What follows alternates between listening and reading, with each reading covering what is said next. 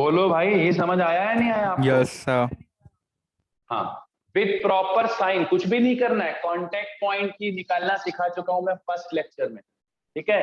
Contact point की इधर दोनों आगे घूम के आएगी ना, और ओमेगा भी इधर और वीसीएम भी उधर। बस अब इनसे दो अननोन सॉल्व करने हैं, तो इसको ऐड करेंगे तो वीसीएम गया, 2r ओमेगा की वैल्यू क्या हो गई, v1 प्लस v2। ओमेगा क्या आ गया, v1 प्लस v2 अपॉन, ये तो मान के चलो आएगा ये एग्जाम में। और एक बार ये आ गया तो वीसीएम भी आ गया। वीसीएम होता है आर ओमेगा, नहीं वीसीएम आर ओमेगा नहीं होता, यहां मत करना, यहाँ पे निकालना पड़ेगा। तो वीसीएम होता है v1 माइनस आर ओमेगा, पहली इक्वेशन से v1 माइनस आर ओमेगा की जगह लिख सकते हैं v1 plus v2 by 2। Check कर लो। अरे आर ओमेगा, आर इधर कर दो, are omega v1 plus v2 by 2, यहाँ मैंने आर ओमेगा की जगह v2 बाई 2 कर दिया। वीसीएम क्या आ गया,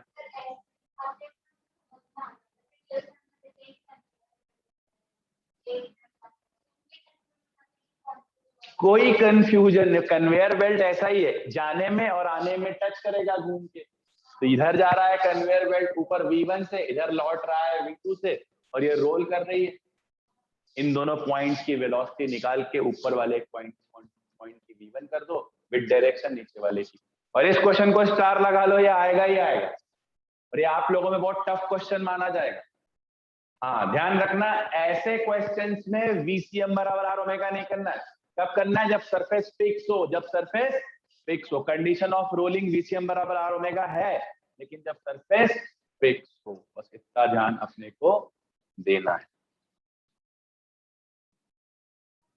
ठीक है।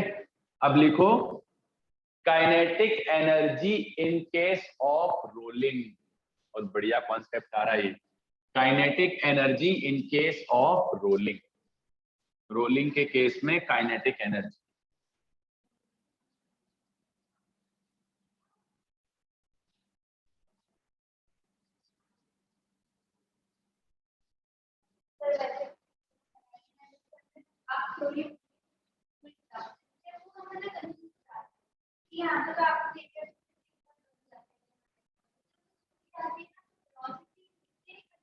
वो तुमने क्लास नहीं करी ना, हर पॉइंट की वेलोसिटी लिखनी सिखाई है मैंने, हर एक पॉइंट। अभी करेंगे वैसे क्वेश्चन भी करेंगे, पूरी बॉडी में 1000 भी पॉइंट की वेलोसिटी हमसे पूछेगा, हम बता देंगे। तो अभी अभी आएगा वो क्वेश्चन, आएगा अभी, पहले ये वाला सर वो पार्ट। पिछले क्वेश्चन का एक बार लास्ट स्टेप बता दो।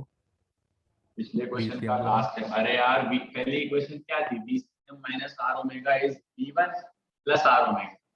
तो वीसीएम क्या हो गया, v1 minus R omega.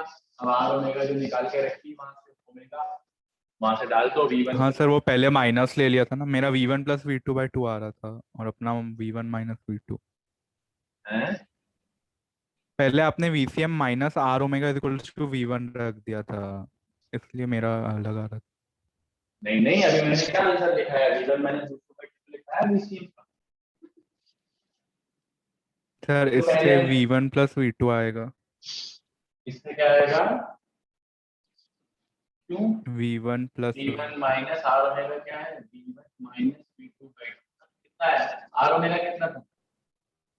v1 + v2/2 आ। हाँ ठीक है, ये 2v1 माइनस v1 तो आएगा, v1 माइनस v2 बाई 2 तो आएगा, यही होगा, जो भी होगा ये होगा। इससे नंबर ले जाओ ना,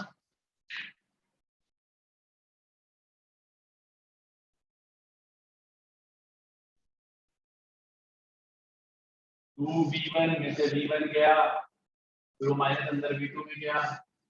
हाँ हाँ सर, मैंने दूसरी क्वेश्चन रख दी। ठीक। चलो ये देखो, इसके बाद हम हाँ एनर्जीज की बात कर रहे हैं।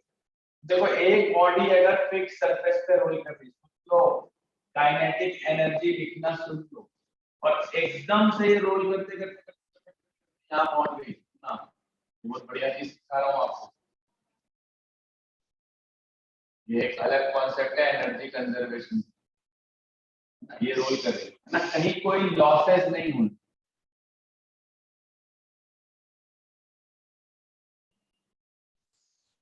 रोलिंग मेंटेन, रोलिंग कैसे मेंटेन है, मैं उसमें रोलिंग मेंटेन, रोलिंग जब मेंटेन होती है ना तो VCM बराबर R ओमेगा होता है।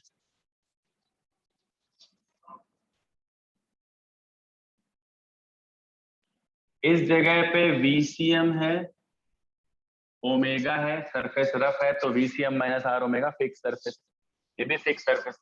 इधर पे कुछ चेंज हो जाएगी, VCM dash R omega dash, और ये सेंटर ऑफ मास की हाइट लेंगे। अब ध्यान देखना, ये सेंटर ऑफ मास की हाइट लेंगे, बॉडी की हाइट, भले इसकी रेडियस आ रही है भाई बीटा MR, तो अपन पॉइंट और रेफरेंस लाइन ये लेते हैं। मैं तुम्हें एनर्जी सिर्फ लिखनी सिखा रहा हूं अभी। अगर हमने इसको रेफरेंस लेवल ले लिया तो काइनेटिक एनर्जी दो तरह की होगी, केई ट्रांस, केई रोट प्लस पोटेंशियल एनर्जी। किस स्टेज पे? इसको मैं इनिशियल मान रहा हूं। और इधर भी केई ट्रांस, केई रॉट प्लस पोटेंशियल एनर्जी।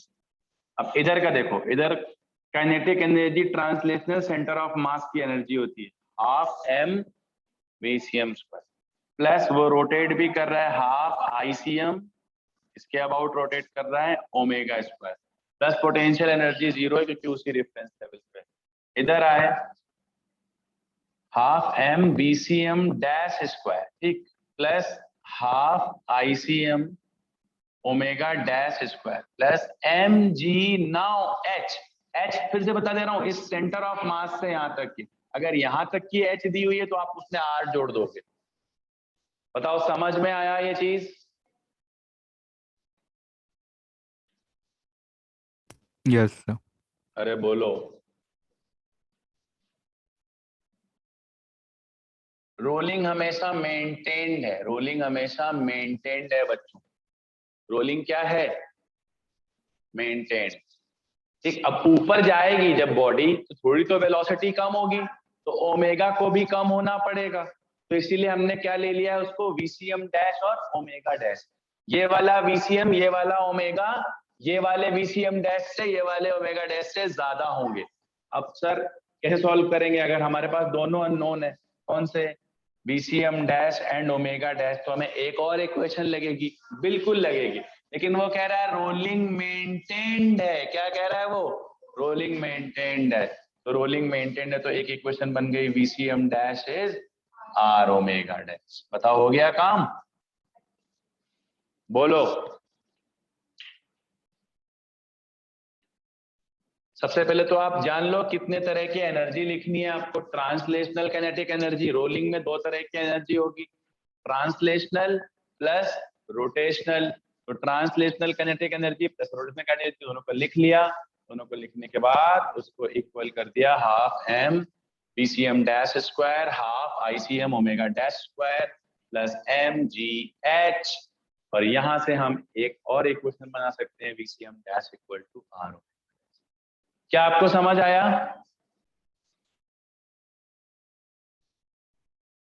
बोलते क्यों नहीं यार? हाँ ना बोला करो, अगर नहीं आया तो कोई बात नहीं। आ गया सर।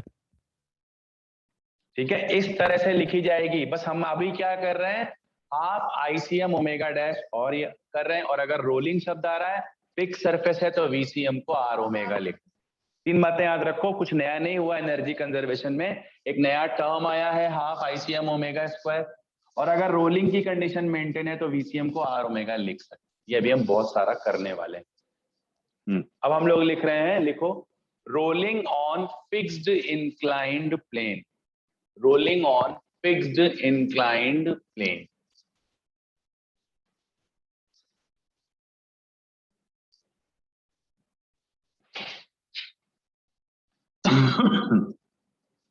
फिक्स्ड इंक्लाइंड प्लेन पे rolling,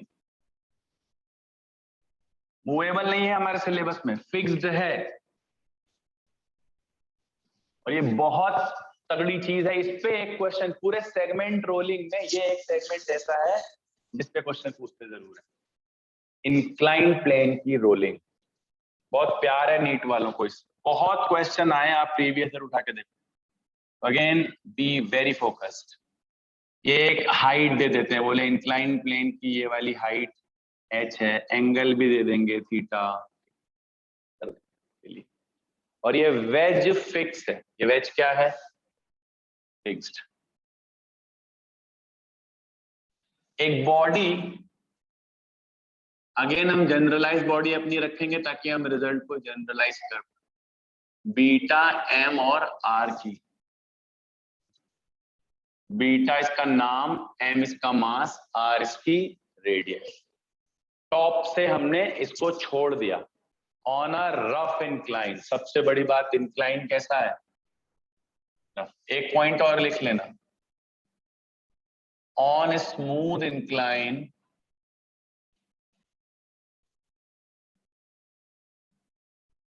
rolling is not possible by a single force। जैसे वहां पे हो गई थी ना h बराबर आर बीटा पे लगा के सिंगल फोर्स से, जैसे हॉरिजॉन्टल पे हो गई थी, एक फोर्स लगा दिया था हमने h बराबर आर बीटा पे, तो स्मूथ सरफेस पे भी रोलिंग हो गई थी। यहाँ ऐसा पॉसिबल नहीं। तो क्या क्या पूछता है कि अगर बॉडी को यहाँ रेस्ट से छोड़ा, मैंने सुनना, फिर ये बॉडी नीचे आई एकदम बॉटम पे, तो तब तक तो इसने एक वेलोसिटी गेन कर ली होगी, एक ओमेगा गेन कर लिया। Body comes down due rolling. आप याद करो, आप एक ब्लॉक को स्मूथ सरफेस पे रखते थे और वो सरक क्या था, घिसल घिसल ना, स्लाइड करके, तब उसका एक्सेलरेशन स्मूथ सरफेस पे होता था जी साइन थीटा। यहां नहीं होगा, यहां तो नहीं होगा।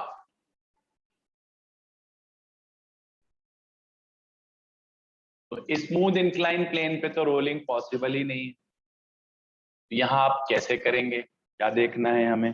तो जरा इसके बारे में बहुत ज्यादा सिंसियरली आपने को देखना है एक एक चीज।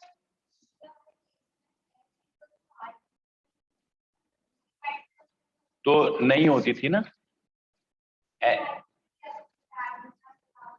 तो दो केस कराए ना, या तो फिर फॉरवर्ड रोलिंग हाँ फ्रिक्शन है तो हो जाएगी, स्मूथ पे नहीं होगी। स्मूथ पे नहीं, वहां तो फ्रिक्शन के लिए म्यू भी तो होना चाहिए, तभी तो म्यू मिनिमम करवाया था तो ना। ऐसा नहीं है कि बिना फ्रिक्शन के आप उसको करवा दो। अब हम इसको एक सिंपलेस्ट वे में देखते हैं कि हम इसमें से क्या क्या रिजल्ट निकाल पाएंगे।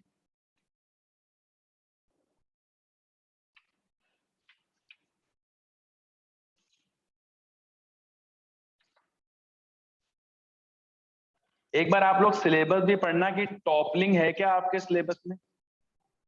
एक बार अपना सिलेबस भी पढ़, अगर टॉपलिंग है तो फिर उसका एक क्वेश्चन आता है।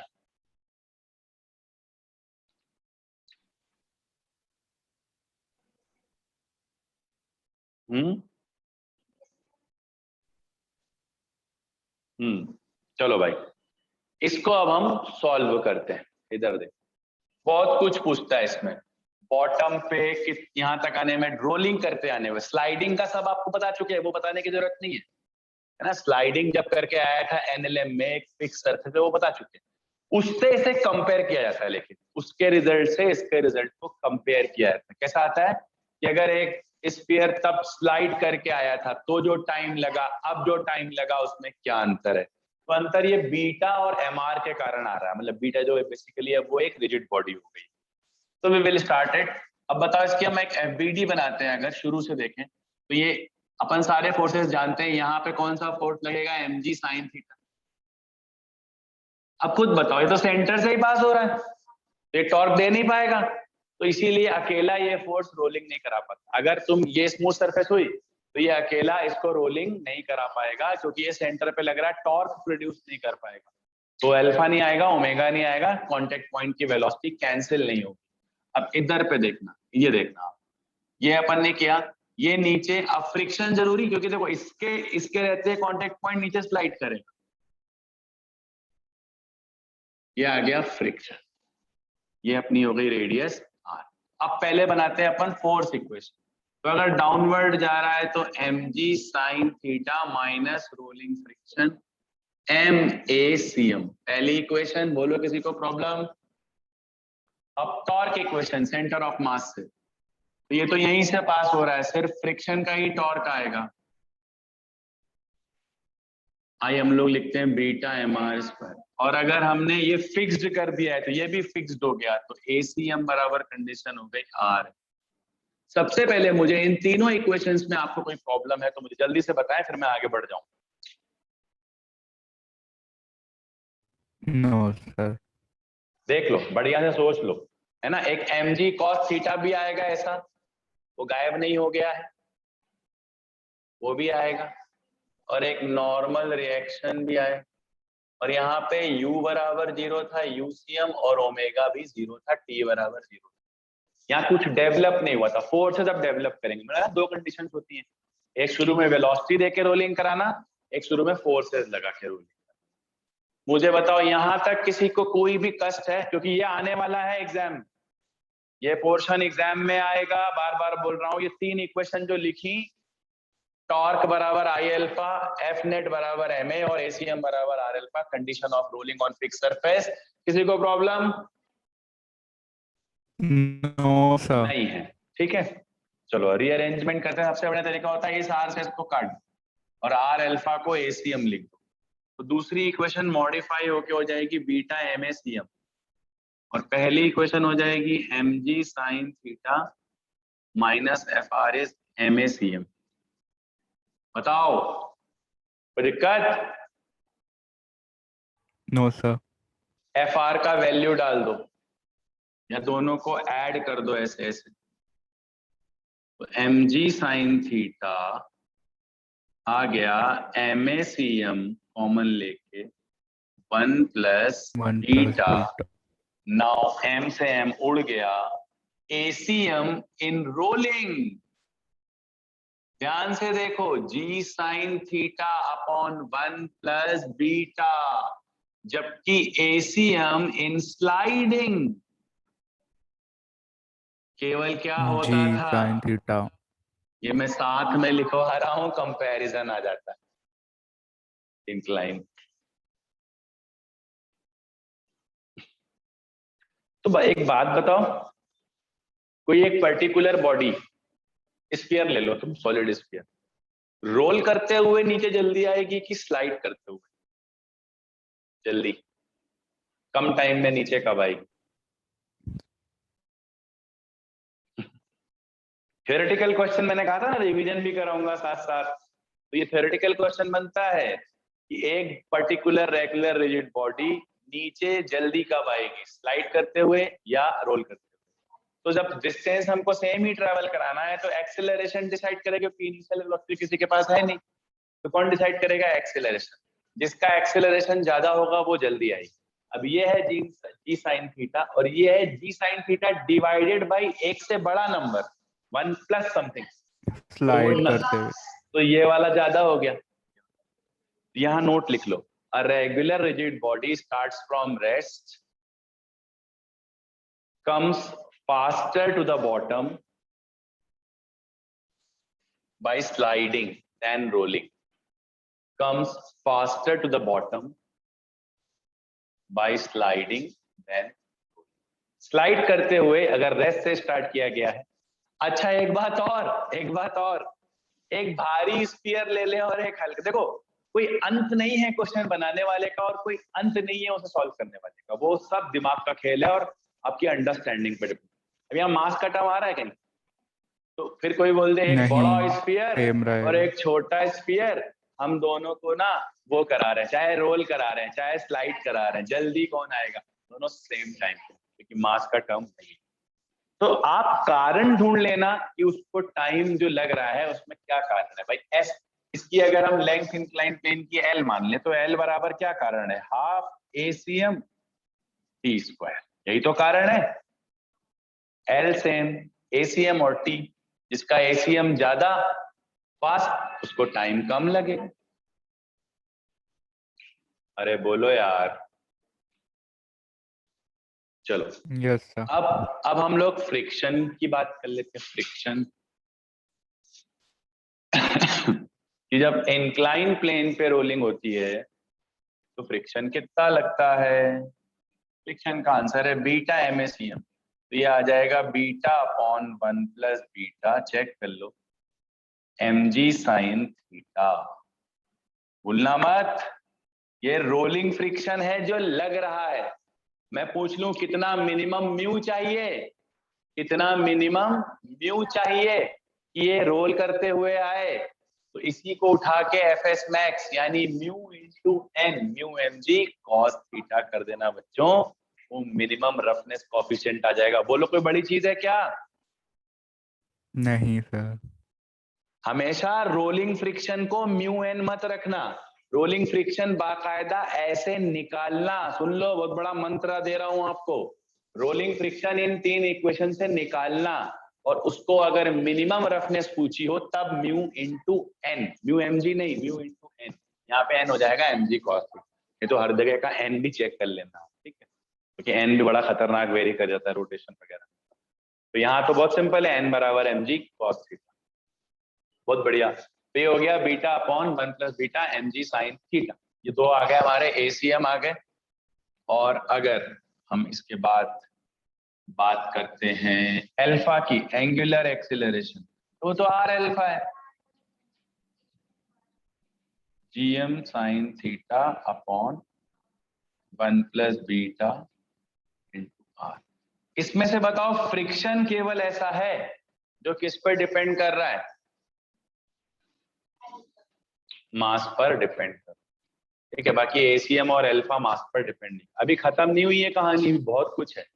अब एट बॉटम सब कुछ फाइंड करना है आपने। कहाँ पे फाइंड करना है? At bottom of incline. तो सबसे पहले बताओ वीसीएम फाइंड करना है।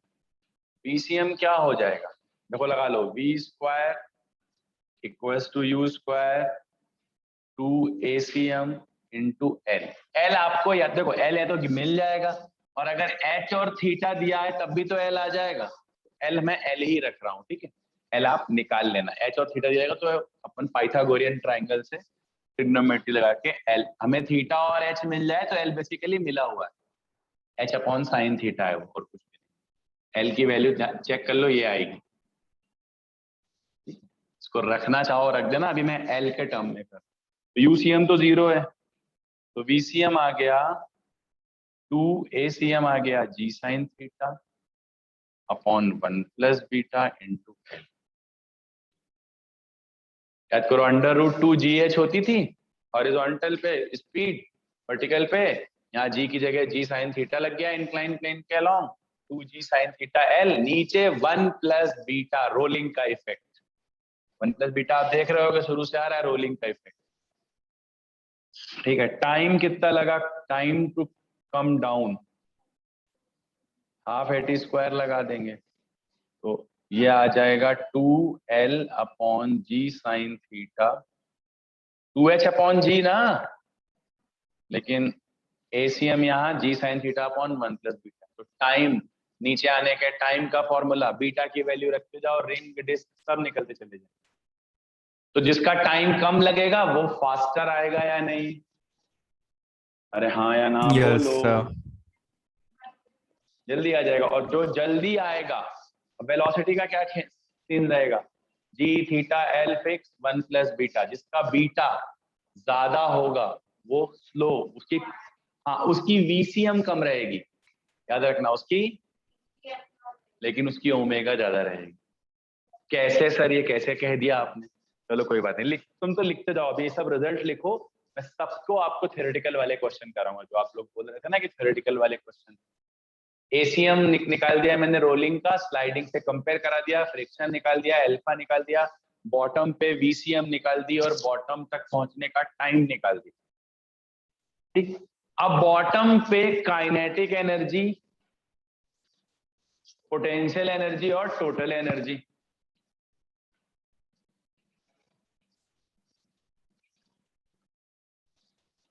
लिखो एनर्जीज एट बॉटम। ये सब क्वेश्चंस हैं, ये सब के सब क्वेश्चंस हैं बच्चों, यही तो आता है।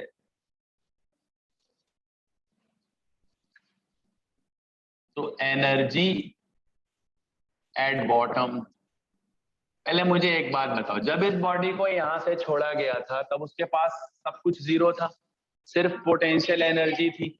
कितनी थी, mgh, ध्यान से सुनना, नीचे गए। अब फ्रिक्शन जो होता है रोलिंग, वो कभी लॉस नहीं कराता। Rolling friction is a conservative friction, केवल काइनेटिक फ्रिक्शन एक नॉन कंजर्वेटिव फ्रिक्शन है। रोलिंग बिल्कुल स्टैटिक के टाइप का है, तो वो कभी लॉस नहीं कराता, ठीक है, कभी भी लॉस एनर्जी का नहीं कराएगा, याद रखना। तो ये मत बोल देना फ्रिक्शन है तो लॉस, कोई लॉस नहीं। यहाँ की एनर्जी जो पूरी mgh थी, रेफरेंस लेवल अगर हम इसको ले लें, यहाँ आके पोटेंशियल एनर्जी तो जीरो हो गई, प्लस उसमें दो तरह की एनर्जी डेवलप हो गई। बताओ हो गई कि नहीं? और साथ साथ बॉटम पे जो VCM डेवलप हुआ वो उसके R ओमेगा के बराबर होगा। क्यों? क्योंकि रोलिंग करते हुए आए, रोलिंग ऑन फिक्स्ड इंक्लाइन। अरे बोलो यार, आए हैं या नहीं? नीचे आते समय हमारे पास एक VCM बन चुका है, एक ओमेगा बन चुका है, जो कि ऊपर नहीं था, t बराबर 0। तो इतना तो तय हो गया कि दोनों की एनर्जी का सम एक कांस्टेंट। इंक्लाइन प्लेन की हाइट अगर दी है फिक्स, इंक्लाइन प्लेन तुम बदल नहीं रहे हो, तो तुम कोई भी बॉडी ऊपर से छोड़ दो, जब वो नीचे आएगी तो उनकी ट्रांसलेशनल काइनेटिक एनर्जी और रोटेशनल काइनेटिक एनर्जी का सम कांस्टेंट। अब अगर एक बढ़ेगा तो दूसरे को कम होना पड़ेगा कि नहीं? यही मैं बोल रहा था, जिसका VCM बॉटम पे ज्यादा होगा उसका ओमेगा कम होगा। क्या ऐसा है? नहीं, ऐसा नहीं है। जिसका VCM ज्यादा होगा उसका ओमेगा कम होगा, ये बिल्कुल गलत बात है, क्योंकि VCM बराबर R ओमेगा है, वो बड़ा ही होगा। लेकिन जिसकी काइनेटिक एनर्जी ज्यादा होगी उसकी रोटेशनल काइनेटिक एनर्जी पक्का कम होगी, ये मैं प्रूफ करके दिखाऊंगा। ध्यान से सुनो, VCM बराबर R ओमेगा है, जिसका VCM ज्यादा उसका ओमेगा भी ज्यादा रहेगा, लेकिन फिर भी जिसका VCM ज्यादा उसकी KE ज्यादा, तो उसकी रोटेशनल KE कम हो जाएगी, वो बीटा का फैक्टर से आएगा। हाँ, मतलब VCM ओमेगा से कंपेयर मत करना, तो कंफ्यूज हो जाओगे। VCM ओमेगा प्रोपोर्शनल होते हैं, एक बढ़ेगा दूसरा भी बढ़ेगा, यहाँ रूल नहीं लगता। रूल भी लग रहा है, आप कंफ्यूज मत हो, क्योंकि ये टिपिकल चीजें, इसीलिए रोटेशन टफ है, बस समझो जरा। VCM क्या काइनेटिक एनर्जी है? नहीं। ओमेगा क्या रोटेशनल काइनेटिक एनर्जी है? नहीं। इन ये प्रोपोर्शनली बढ़ सकते हैं, दोनों बढ़ेंगे, फिर भी अगर काइनेटिक एनर्जी ट्रांसलेशन की ज्यादा हो गई तो रोटेशन की कम हो जाएगी, क्योंकि इनका सम mgh है। क्या आप समझ पा रहे हो? क्या आप समझ पा रहे हो ये चीज? अब देखो मैं प्रूफ करके यस दिखाता हूं। सर। चलो मैं प्रूफ करके दिखा, मैं ये तो लिख ही सकता हूं कि VCM बराबर R ओमेगा है, तो मैं इस इक्वेशन में डाल दूं, तो mgh हाफ ICM को लिख दूं beta mr square omega square, और हाफ m VCM को लिख दूं R omega R square omega. बहुत बढ़िया। यहां से मुझे देखो क्या मिलने जा रहा है। अरे VCM को R ओमेगा लिखना, तो VCM को ओमेगा के टर्म में लिख, हाफ m VCM स्क्वायर, और इधर कर देते हैं half beta m R omega square, R omega को VCM डाल देते। पहले बताओ ये समझ आया? अरे ICM क्या होता है? यस ICM सर, होता आ है, गया। ICM होता है बीटा m R स्क्वायर। तो R स्क्वायर और इसका R स्क्वायर और इसका ओमेगा स्क्वायर मिलके ये वाला पुट कर दिया रोलिंग के कारण, तो हो गया। अब देखो क्या हो रहा है, mgh half m VCM square common ले लिया, क्या बचा? तो बताओ इतने को क्या हम KE ट्रांस बोल सकते हैं?